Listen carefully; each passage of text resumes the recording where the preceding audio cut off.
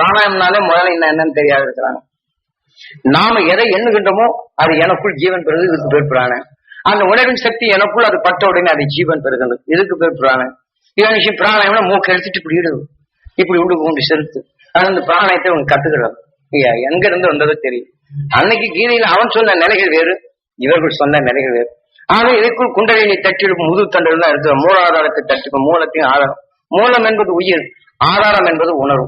ஆக நமக்குள் நல்ல உணர்வின் தட்டி எடுத்து அந்த மெய் உணர்வை தனக்குள் சேர்க்கணும். மூலாதாரத்தை தட்டி பண்ணி மூலாதாரத்தை புது புண்ணாளியை தட்டி எடுப்போம்னா அவன் எண்ணத்தை கொண்டு போய் இந்த ஆதாரத்தை தட்டி எடுப்பு அவனுக்குள்ள வசப்படுத்துறதா இது முறை. இப்படிதான் இவங்க செய்துட்டு இருக்காங்க. மூலம் என்பது தன் உயிராகதான் ஆதாரத்தை நமக்குள் இருக்கக்கூடிய உணர்வை தட்டி எழுப்புவதான் அங்கே. அவன் சொன்ன நிலைகள்லாம் விட்டு ஊட்டி இவங்க ஒவ்வொருத்தரும் பேரை வச்சுக்கிட்டு நாம ஏன்னா பிறரை குறை கூட என்ன வேண்டாம். அதாவது இந்த புஸ்தகங்கள் ஒருத்தர் வெளியிருக்கிறாங்க, அதை காட்டி நான் ஒண்ணு சேர்த்து நான் புதுசா கண்டுபிடிக்கிறேன் தானே. அன்னைக்கு ஞானிகள் குறித்த அந்த தத்துவங்கள் எல்லாம் மறைக்கப்பட்டது, அந்த உணவின் தன்மை அழிக்கப்பட்டது.